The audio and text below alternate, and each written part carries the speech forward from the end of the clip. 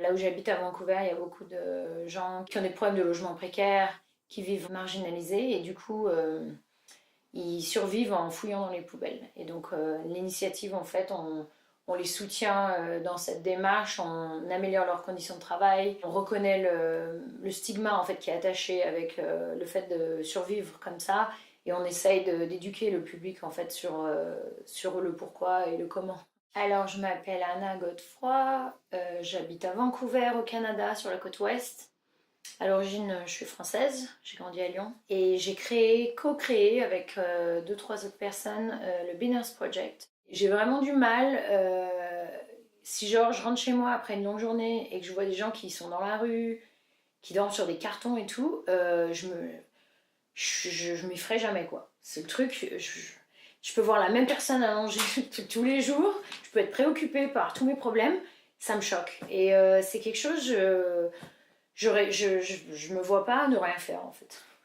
Je trouve que je dis pas que tout le monde devrait faire sa carrière dans le milieu social ou local, enfin dans ce milieu, mais tout le monde doit contribuer d'une manière ou d'une autre. C'est vraiment, c'est pas la faute de l'État, c'est pas la faute du pouvoir, non, c'est la faute de nous tous en tant que société, c'est qu'on construit une société où finalement il y a des gens qui ne s'identifient pas, qui sont exclus, qui en fait, tu sais, et ça peut arriver à tout le monde en fait.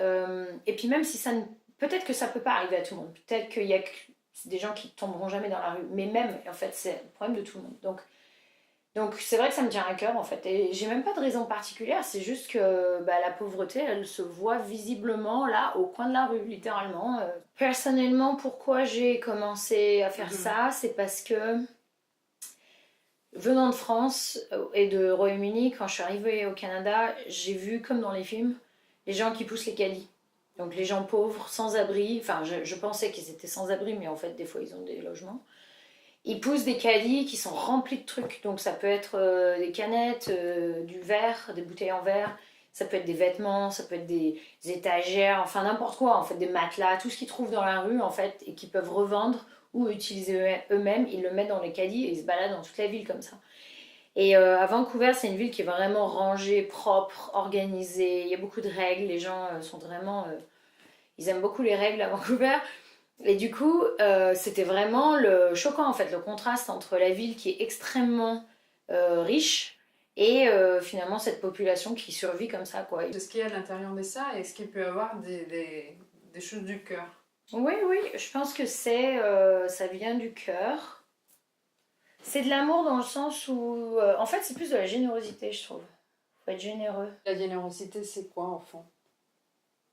Généreux, c'est parce que j'ai envie que je donne ou c'est parce que j'ai envie que l'autre ait? Pour moi, personnellement, c'est plus de me dire, bah finalement, tout va bien, quoi, pour moi. Donc, je veux pas passer toute ma vie à m'améliorer. Non, enfin, moi, ça va. Donc, autant concentrer mes efforts et mon intelligence et mon énergie et mon argent et mon temps, surtout, à des gens qui en ont plus besoin que moi. Donc, c'est pas, c'est pas d'un point de vue, c'est pas une question oh je suis là. C'est pas ça, c'est plus une question bon finalement mes besoins primitifs, mes besoins premiers sont remplis. J'ai une maison, j'ai suffisamment de, je travaille suffisamment pour pouvoir manger, me vêtir, enfin. Donc finalement maintenant bah, mes besoins premiers sont remplis. J'ai l'option de travailler pour une société qui fait des revenus qui rapportent on ne sait pas à qui, ou bien j'ai l'occasion de travailler pour des gens que je connais et que je vois tous les jours, bah, je préfère ça. En fait. Moi, je pense que ça, c'est l'amour. Parce qu'en fait, justement, comme tu l'expliques, bah, c'est pas que je vais donner l'amour aux autres, parce que voilà, c'est que tu as comblé tes besoins, tu te sens bien dans ta peau, et là, tu peux dire, bah, je peux aller vers l'autre, en fait. Bah oui. Et c'est ça qui est important, en fait. C'est ça que je trouve qui est...